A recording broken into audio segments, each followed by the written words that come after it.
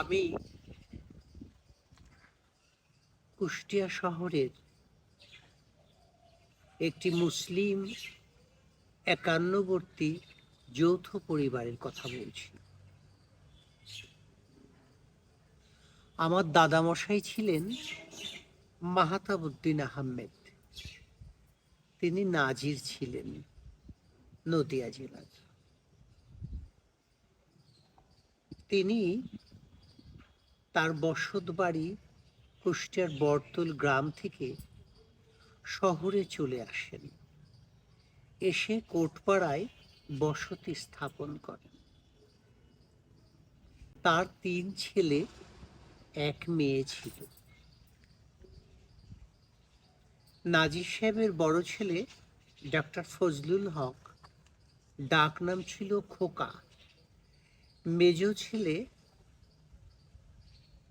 Advocate লুৎফেল হক, ডাক নাম ছিল সোনা। আর ছোট ছেলে আব্দুল হক, ডাক নাম ছিল পোনা। তাদের নিয়ে তার সংসার ছিল কোটপাড়ায়। মূলত কোটপাড়ায় যে এইখানে তার বাড়ি, সেখানে বাড়ি হওয়ার পেছনে একটু ইতিহাস আছে। তখন সবেমাত্র রেল লাইন বসেছে। কুষ্টিয়া মোহিনীমোহন চক্রবর্তীরা কাপড়ের মিল বসিয়েছে। এই সমস্ত মিলিয়ে একটি নগর সভ্যতার, কলকাতার নব্য নাগরিক জীবনের ছোঁয়া এসে কুষ্টিয়াতে লেগেছিল। কুষ্টিয়া ছিল নদিয়া জেলার সাব ডিভিশন। আমাদের হেডকোয়ার্টার ছিল কৃষ্ণনগর। 1947-এ প্রথম জেলা হিসেবে কুষ্টিয়া পরিচিতি পায়। খন্দকার আব্দুল গফুর আহমেদের এটা ছিল মূল বাড়ি। এই বাড়িটা যুদ্ধের সময় ভেঙে গেছে 71 সালের যুদ্ধতে। এই বাড়িতেই সবাই বেড়ে উঠেছে। যখন অনেক আমার চাচা, বড় চাচা, আমার বাবার ছেলে পেলে অনেক বেশি হয়ে গেল, তখন এই বাড়ি থেকে সামনে আমরা আরেকটা বাড়িতে চলে গেলাম। কিন্তু এটাই মূল বাড়িতে। এই বাড়িতে আমাদের একদম শামীম পর্যন্ত, নাসিম পর্যন্ত জন্মগ্রহণ করেছে। সেই বাড়ি কাদের প্রবাহে সেই বাড়ি হারিয়ে গেছে। এখন সবাই মিলে ডেভেলপারের কাজ করছে। বাড়িটারও এখন নতুন হয়েছে, যুগের সাথে তাল মিলিয়ে চলছে। এই তো সময়। আর ফুপু, এই যে সামনে আমরা যে জায়গাটা দেখতে পাচ্ছি, এটা তো এখন বিল্ডিং হয়ে গেছে, বাট এটা তো একটা বিশাল পুকুর ছিল এবং কুষ্টিয়ার মধ্যে অন্যতম একটা পরিষ্কার একটা পুকুর ছিল। কুষ্টিয়ার মধ্যে অন্যতম পরিষ্কার পুকুর বললে যে হয়, এই পুকুরের পানি দিয়ে আমাদের রান্না হতো। 24 কাঠের উপরে আমাদের পুকুর ছিল, 45টা ডাব গাছ দিয়ে। এটা কি দাদাদের সময় থেকে ছিল? এটা দাদারাই করেছে, এটা দাদা করেছে। এইখানে আমের বাগান ছিল, সেটাও দাদির হাতের প্রায় 100টা আমের গাছ। এবং এই জায়গাটা ছিল, দেখেছি ওটা ছিল আমের বাগান আমাদের। হ্যাঁ। আর ছোট দাদারা কি এখানে থাকতো? এখানে ওই পিছনেরটা ছিল আমাদের আমের বাগান, ওই বাড়ি থেকে। হ্যাঁ। আর এইখানে ছিল আমার ছোট চাচার বাড়ি। এখানে একটা টিনের বাসা দেখতাম তখন যুদ্ধের সময় সেটাও ভেঙে ফেলেছে। সামনেরটা ছিল আমাদের, সেটাও ভেঙে ফেলেছে যুদ্ধের সময়। আর এই বাড়ি বড় ছেলে ডক্টর ফজলু সাধারণত বাইরেই চাকরি করতেন। তখন তো দেশভাগ হয়নি। তিনি চাকরি করতেন জলপাইগুড়ি, আসাম, সুকনা, ইভেন কাশ্মীরেও। তিনি চা বাগানের ডাক্তার ছিলেন। জলপাইগুড়ির নবাব মোশাররফ হোসেন ছিল তার বন্ধু। তিনি তাকে জোর করে পশ্চিমবঙ্গে রাখার ব্যবস্থা করলেন এবং তিনি সারা জীবনই ডাক্তারি করলেন তাদের চায়ের বাগানে, সেটা বিশেষত জলপাইগুড়িতে। পরবর্তীতে তিনি শেষ বয়সে এসে ব্রিটিশ সরকারেরই একটি হসপিটাল, একটা দাতব্য চিকিৎসালয় ভেড়ামারার সোনাইকুণ্ডিতে জয়েন করলেন। সেখানে দীর্ঘদিন চাকরি করার পর তিনি কুষ্টিয়ার বাড়িতে চলে এসে থাকলেন। তার 2 মেয়ে 2 ছেলে। বড় ছেলে নান্নু, ছোট ছেলে জিন্না। বড় মেয়ে বানু, ছোট মেয়ে বুলু। বলাই বাহুল্য ডাক্তার ফজলুল হক খুব ভালো বেহালা বাজাতেন এবং সেতার বাজাতেন। তৎকালীন মুসলিম পরিবারে এই যে সাংস্কৃতিক প্রবাহ বা বাতাবরণ, সেটি খুব কম দেখা যেত। যেহেতু ভারতবর্ষের অন্যান্য জায়গায় মুসলিম সভ্যতার যে প্রভাব ছিল, কলকাতামুখী, বেনারসমুখী, লখনৌমুখী, তা তো আর পূর্ববঙ্গে ছিল না। পূর্ববঙ্গে কেবলমাত্র কুমিল্লা জেলার ব্রাহ্মণবাড়িয়াতেই ছিলেন, যেখানে উস্তাদ আলাউদ্দিন খাড়া ছিলেন। কুষ্টিয়ার, বিশেষ করে নদিয়া জেলায় গান বাজনার ক্ষেত্রে এই পরিবারের অবদান যথেষ্ট।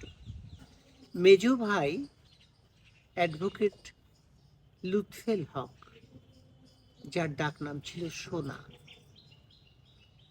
তার 9 ছেলে 2 মেয়ে। 9 ছেলে 2 মেয়ের মধ্যে বড় মেয়ে চপলা শৈশবেই মারা গেছিল। তারপরে 9 ছেলে রাজু, বাদশাহ, নবা, মান্না, টিপু, সেলিম, লালিম, শামীম, নাসিম এবং সব শেষে একটি বোন কল্পনা। আপনারা জানেন, আমি যাদের নাম বললাম তারা সবাই কম বেশি খ্যাতিমান এবং বাংলাদেশে পরিচিত। চলচ্চিত্র অভিনেতা রাজু ছিল আমাদের বড় ভাই।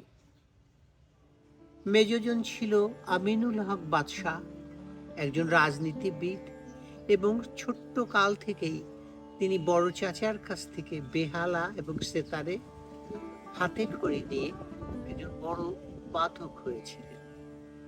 মূলত সে ছিল রাজনীতিবিদ।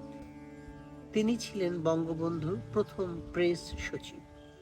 তারপরে রাশেদুল হক খন্দকার নবা, সে একজন আমলা, সরকারি বড় চাকরি করেছে, প্রথম জীবনে প্রফেসরি করেছে কলেজে। তারপর এলো মান্না হক। এই নামটি খুব পরিচিত নাম, বাংলাদেশ বেতারে চাকরি করত এবং খুব বড় একজন মুক্তিযোদ্ধা, বড় গায়ক। দুঃখের কথা এই, তার কবরটাও এদেশে নেই। তিনি লন্ডন প্রবাসী ছিলেন, তিনি সেখানেই মারা গেছিলেন।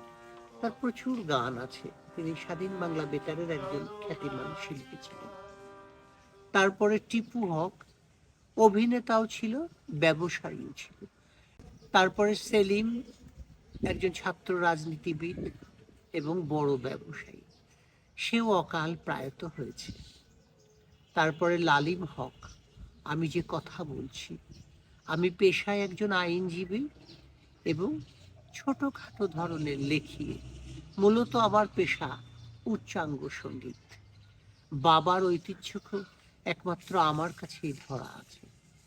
আমার পরের জন শামীম, সে একজন ব্যবসায়ী মানুষ, কেতাদগ্রস্ত ব্যবসায়ী।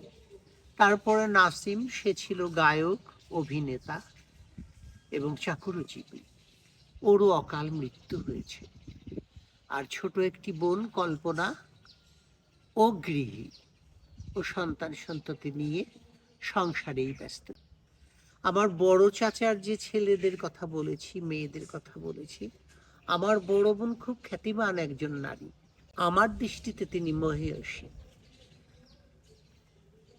40-এর দশকে, 50-এর দশকে এবং 60-এর দশকের মাঝামাঝি কুষ্টিয়ার নারী জাগরণের অগ্রদূত পথিকৃৎ আমার ওই বড় বোনকে বলা যায়, হাসনা বানু। তিনি যেমনি ছিলেন সংগঠক, তেমনি ছিলেন সামাজিক কার্যক্রমে প্রগাঢ় শক্তিশালী একজন ব্যক্তিত্ব। 1957 সালে তিনি মেয়েদের নিয়ে মহিলা সমাজ সেবা সংঘ তৈরি করেন, যা সারা বাংলাদেশে তখনও হয়নি, রেজিস্টার্ড একটি নারী সংগঠন। তিনি সেটার পরিচালিকা ছিলেন। আমার মেজ বোন ঘর গৃহিণী ছিলেন, প্রচণ্ড ভালো রান্না করতে জানতেন এবং রাঁধুনি হিসেবে বুনুর খ্যাতি কুষ্টিয়া শহরে যথেষ্ট আছে। তারপরে নান্নু হক, সে ঘোর ব্যবসায়ী মানুষ, কিন্তু অভিনেতাও ছিল। চলচ্চিত্রেও অভিনয় করেছে, মঞ্চেও অভিনয় করেছে, বিটিভিতেও সে খুব ভালো অভিনয় করত। ব্যবসা বাণিজ্য নিয়েই ব্যস্ত থাকতো, তারও অকাল মৃত্যু হয়েছে। তারপরে ছোট জন জিন্না হক, এ নামটি সবার চেনা। বাংলাদেশের নাট্যজগতে যে কজন উদীয়মান এবং খ্যাতিসম্পন্ন প্রভাবশালী নাট্যকার, জিন্না হক তাদের একজন। তার প্রচুর নাটক আছে, যার প্রচুর নাটক বাংলাদেশ টেলিভিশন, রেডিও, মঞ্চে, নানা জায়গায় অভিনীত হয়েছে। তিনি অনেক বড় বড় পুরস্কারও পেয়েছেন। তিনিও অকাল প্রত্যয় প্রয়াত হয়েছেন। যা হোক, এ গেল আমার বাবাদের দুই ভাইয়ের কথা। তৃতীয় জন ছিলেন ছোট আব্দুল হক, ডাকনাম ছিল পোনা। তার ছেলে মেয়ে 6 ছেলে 2 মেয়ে। তার ছেলে মেয়েরা সবাই ব্যবসা কেন্দ্রিক এবং অবস্থা সম্পন্ন। তাদের 2 বোন, বড়টা করোনায় মারা গেছে, সেও একটা ভালো চাকরি করতো সমাজ সেবায়, এবং ছোট বোন গৃহিণী, পূর্ণিমা নাম। তারা খুব 6 ভাই ব্যবসায়ী, তার অধিকাংশই বিদেশে থাকে। ওরা 3-4 ভাই ইউরোপ আমেরিকাতে সেটেলড। আমার বাবা এবং চাচা, বড় চাচা বিয়ে করেছেন এক বাড়িতে। আমার বড় খালা আমার বড় চাচি হন, আর আমার মা ছোট। তারাও খুব বর্ধিষ্ণু বাড়ির। আব্দুল গফুর নামে একজন ভদ্রলোক ছিলেন, যিনি আমার নানা। তিনি খুব বড় ব্যবসায়ী ছিলেন সেই যুগে। 30-এর দশকে বলা যায় যে তুঙ্গে ব্যবসায়ী আব্দুল গফুর। এদেশে চামড়ার ব্যবসার শুরু তার হাতে। ফুরকান আলীদের সাথে এসে এখানে একটা বিদেশি ব্যবসায়ীরা ছিল বিহারের, তাদের সঙ্গে আমার নানাজি ব্যবসা করতেন এবং তাদের সঙ্গেই সম্পৃক্ত হয়ে প্রচুর বড়লোক হয়েছিলেন। আমলাপাড়ায় আব্দুল গফুর স্ট্রিটে তার বাড়ি। ওই পাড়ায় একমাত্র মুসলমান তারা ছিল। আমরা যেমন কোটপাড়ায় একঘর মুসলমান এখনো আছি। মূলত বলা যায় ব্রিটিশ আমলের আগে থেকেই মাত্র 8 ঘর মুসলমানের দেশ ছিল এই কুষ্টিয়া। আমরা এবং আমার নানারা তেমনি 8 ঘরের মধ্যে 2 ঘর পড়ি। আমার ছোট মামি, বেগম বদরুন্নেসা, আপনারা সবাই তার নাম জানবেন, বঙ্গবন্ধু ক্যাবিনেটের শিক্ষা প্রতিমন্ত্রী ছিলেন। তারও অকাল মৃত্যু হয়েছে। তার 4 ছেলে মেয়ে, তার বড় মেয়ে ডক্টর নাসরিন আহমেদ ঢাকা বিশ্ববিদ্যালয়ের প্রভিসি ছিলেন এবং খুব বড় রবীন্দ্রসঙ্গীত গায়িকা। ছোট মামার ছোট মেয়েটার বিয়ে হয়েছে কলকাতায়, ওর নাম শান্তা। ওর হাজব্যান্ড চলচ্চিত্রে কাজ করে, ফিল্ম মিডিয়াতে বেশ পরিচিত নাম কলকাতার, গৌতম বসু তার নাম। আর 2 ভাই ব্যবসা করেন, এরা খুব স্টাবলিশড, এদের ব্যবসা আছে, খুব ভালো আছে। এভাবে আমাদের 4 মামার ছেলে মেয়েরাই খুব স্টাবলিশড এবং প্রতিষ্ঠিত। আমি আমাদের বাড়ির কথা বলি। শিল্প সংস্কৃতির ক্ষেত্রে একটি পরিবারকেও যদি রাখা হয় তো আমাদের পরিবার তার মধ্যে এসে যাবে। কারণ এই সংস্কৃতিটা আমাদের সংসারে, আমাদের জীবনে, আমাদের পরিবারে ভাত খাওয়ার মতো ওতপ্রোতভাবে জড়িত।